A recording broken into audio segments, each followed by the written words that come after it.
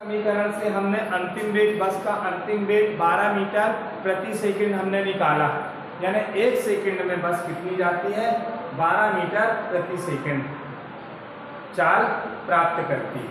अब इसी का एक क्वेश्चन नंबर बी आता है, वो तय की गई दूरी तय की गई दूरी यानी क्या कहलाता है। मैंने आपको परिभाषा बताया है कि वस्तु द्वारा तय की गई दूरी को क्या कहा जाता है, विस्थापन कहा जाता है।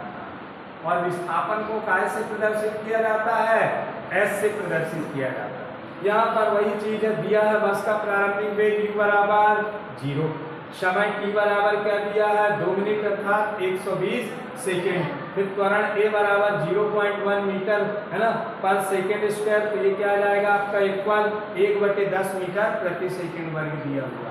अब हमें क्या ज्ञात करना है यहाँ पर, दूरी। तो यहाँ बी नंबर पे क्या कह रहा है, तय की गई दूरी, तय की गई दूरी। तय की गई दूरी अर्थात क्या हो जाएगा, विस्थापन। अर्थात यहाँ पर हम क्या लिख देंगे, अर्थात ये क्या हो जाएगा आपका विस्थापन। विस्थापन को काय से प्रदर्शित करते हैं, एस से। इसको हमें क्या करना है, ज्ञात करना। तो आप इन तीनों समीकरण पर गौर कर रहे हो, तो कहां से आएगा देखना, प्रारंभिक वेग दिया है, समय दिया है, त्वरण दिया है, तो ज्ञात क्या करना, विस्थापन अर्थात तय की गई दूरी। वस्तु के द्वारा तय की गई दूरी को क्या कहा जाता है, विस्थापन कहा जाता है। तो ये विस्थापन को ज्ञात करना, तो यहाँ पर आप न्यूटन के गति का कौन सा समीकरण लागू हो जाएगा, गतीय समीकरण। यहाँ पर हम लिख देंगे गति के कौन से समीकरण से, गतीय समीकरण से। अब गति का द्वितीय समीकरण क्या होता है, देख लीजिए। गति का द्वितीय समीकरण क्या है, s equal ut plus 1/2 at square में क्या करने पर, मान रखने पर। इस पर हम क्या कर देंगे, मान रख देंगे। तो चलिए मान रखते हैं, तो यहाँ पर ये s यानी ये दूरी कहला गया, तय की गई दूरी। u का मान कितना आ गया आपका 0, फिर ये क्या हो गया गुणा, t का मान यहाँ पर क्या दिया हुआ है 120, और ये क्या दिया हुआ है यहाँ पर, ये दिया हुआ है आपका 120, और ये क्या दिया हुआ है सेकेंड।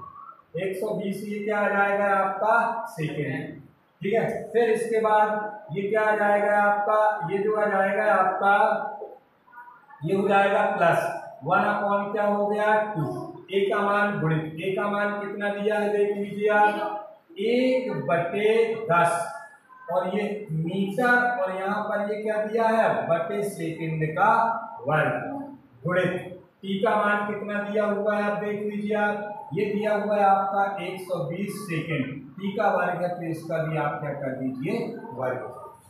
कोई दिक्कत नहीं ना। अब इसी क्वेश्चन को हम यहाँ पर कर रहे हैं, देख लीजिए।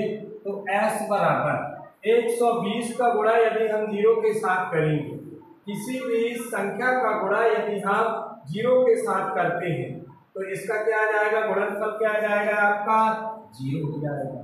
फिर यहाँ से देखो धन, ये क्या आ जाएगा आपका, यहाँ से एक एकम 1 है ना, बटे ये क्या हो जाएगा आपका 2 यहाँ 20 हो जाएगा, ये मीटर बटे ये क्या हो जाएगा आपका सेकंड का ये वर्ग गुणित।